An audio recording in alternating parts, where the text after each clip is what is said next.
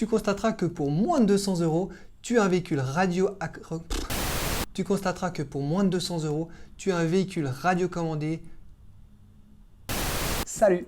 Si tu t'intéresses aux voitures radiocommandées, que tu cherches plus précisément des informations sur le Freeman de chez Really, que tu es débutant ou bien même perdu sur YouTube, tu es ici au bon endroit. Regarde-moi ça. Je viens de le recevoir, c'est de la balle. Allez, viens, on va l'ouvrir ensemble. C'est parti.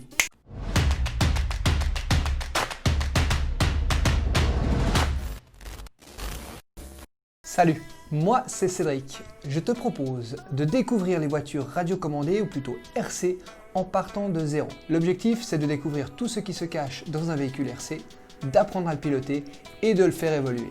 C'est un truc de dingue. Si on m'avait dit que j'aurais ce petit bijou entre les mains il y a quelques semaines, eh ben j'aurais simplement pas cru. Pourquoi le Freeman? On va pas se le cacher, piloter un véhicule radiocommandé, ça nous garde en enfance. Et maintenir son esprit d'enfant, c'est bon pour la santé. Ensuite, il existe énormément de véhicules radiocommandés, c'est-à-dire ceux qu'on pilote avec une télécommande. Le Freeman fait partie des crawlers. Les crawlers, ce sont ces véhicules ultra modifiés que tu peux retrouver notamment aux États-Unis, qui font des concours où ils doivent franchir des pentes très escarpées, des rochers, des collines, etc. L'objectif avec les crawlers radiocommandés, c'est de reproduire ça dans la nature avec les obstacles qu'elle te fournit. Du coup, si tu cherches un véhicule radiocommandé pour faire de la course sur circuit, c'est pas vraiment celui qui sera le plus adapté. Grâce à un pote, j'ai découvert le monde du modélisme pendant nos vacances. Il avait pris son TRX4 Defender de chez Traxxas. On a fait 2 films super sympas que tu retrouveras à la fin de cette vidéo. Le TRX4, c'est un modèle pour les niveaux débutants à moyen, comme celui-ci, donc tout à fait adapté pour commencer. En revanche, c'est un très gros budget puisqu'on parle d'un prix d'achat de plus de 600 €. C'est bien au-delà de ce que je peux m'offrir avec mon budget. Comme il y a beaucoup de demandes sur le marché, plusieurs marques ont sorti différents modèles à des prix bien plus attractifs. C'est notamment le cas du Freeman. Ah, juste entre nous, on dit Freeman et non pas Freeman. J'ai acheté celui-ci sur Conrad à moins de 200 €. Je te mets le lien en descriptif. Le gros avantage avec ce véhicule, c'est que c'est un RTR pour Ready to Run.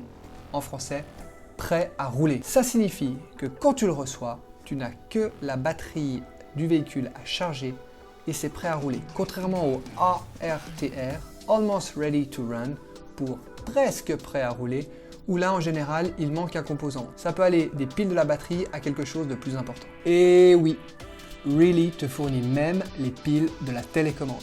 Il existe une version à monter soi-même qui est un peu moins chère, mais ça nécessite de bonnes connaissances techniques et beaucoup de patience.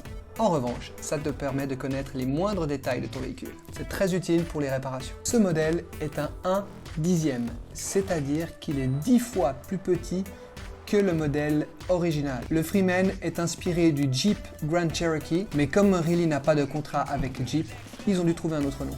Bon allez, on l'ouvre. Wow, il est énorme. Magnifique. Bon, je te fais gagner un petit peu de temps de visionnement. Je déballe tout ça.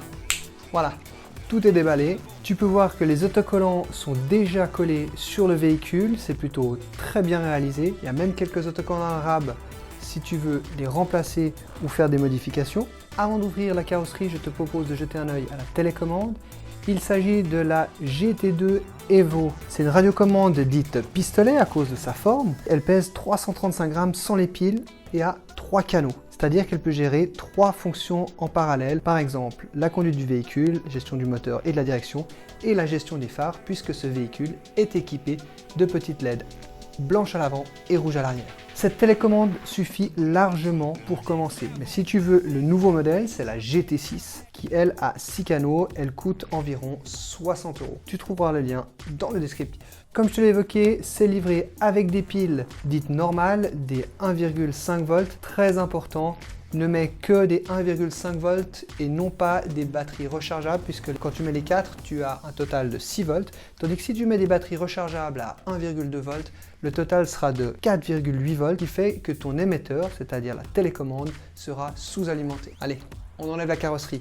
On voit déjà que les goupilles sont fixées par des attaches élastiques. Pour éviter de les perdre, c'est super pratique. Fais attention, la carrosserie est également scratchée sur le côté.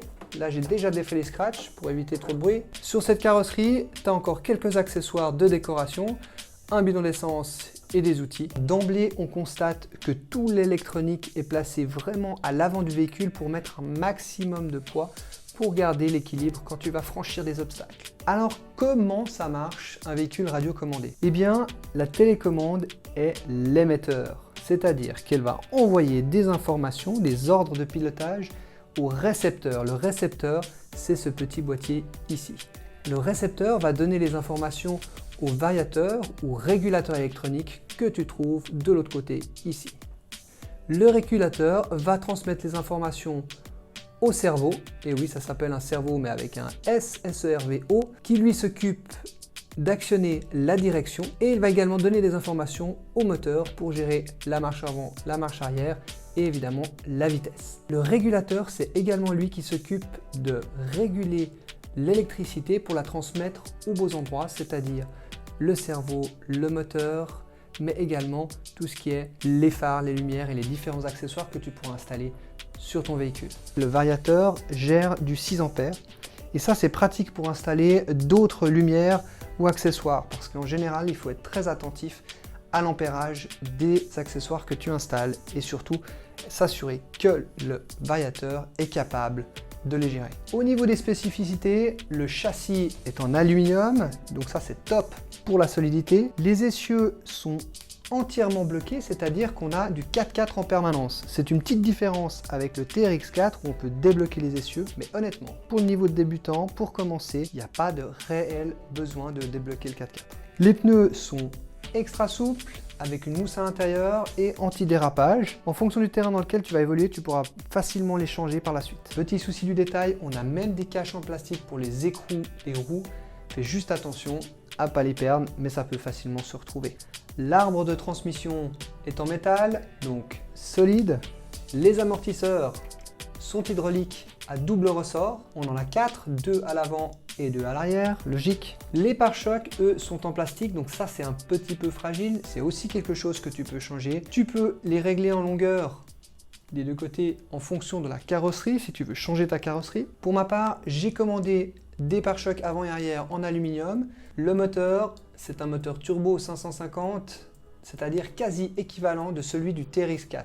La vitesse annoncée est de 10 km/h, ce qui est déjà très rapide, sans l'être trop, surtout au début pour pouvoir garder la maîtrise de son véhicule et éviter les dégâts. En plus, quand tu fais du crawling, c'est pas forcément la vitesse qui compte, mais plutôt le franchissement d'obstacles. Ce moteur est étanche. Le cerveau de direction est étanche lui aussi. Il a une force de 9 kg, c'est-à-dire que la résistance sur les roues pour les faire tourner peut être le maximum 9 kg. Au-delà, il n'arrivera pas à faire tourner le véhicule.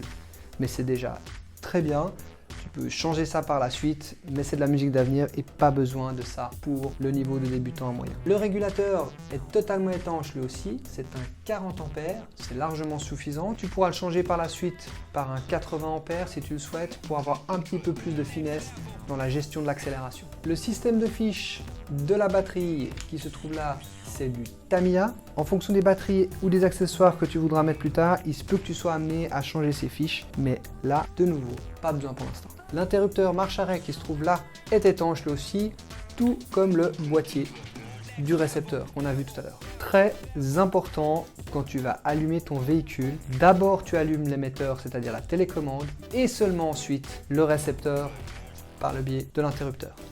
La batterie, c'est une 7,5 volts à 2000 mAh et le chargeur, comme on le voit ici, il est à 1000 mAh, c'est-à-dire qu'il faut 2 heures pour charger la batterie. Selon les différents tests, la durée d'utilisation de la batterie, après ça va dépendre de comment tu utilises ton véhicule, mais elle est d'environ 1 heure.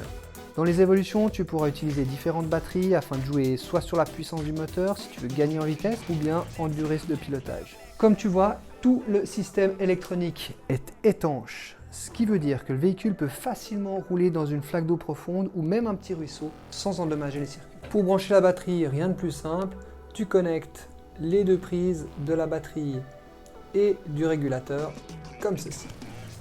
N'oublie pas de soulever le petit crochet pour ouvrir et ta batterie elle est maintenue par un scratch, c'est largement suffisant et c'est bien pratique.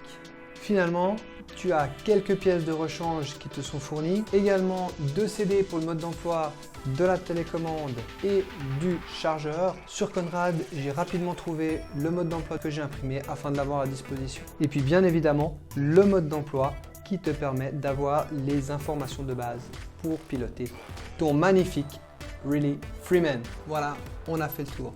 Volontairement, je ne suis pas entré dans les détails pour ne pas te surcharger avec des informations techniques. Tu constateras que pour moins de 200 €, tu as un véhicule très valable qui s'approche beaucoup du TRX4 de chez Traxxas. Le gros avantage, c'est que quand tu le reçois, tu n'as que la batterie à charger et il est prêt à rouler. C'est donc le compromis idéal pour débuter ou pour les budgets réduits comme le mien. N'hésite pas à laisser un commentaire, à poser une question ou même me proposer une thématique pour une prochaine vidéo. D'ici là, je te dis bonne route et à bientôt.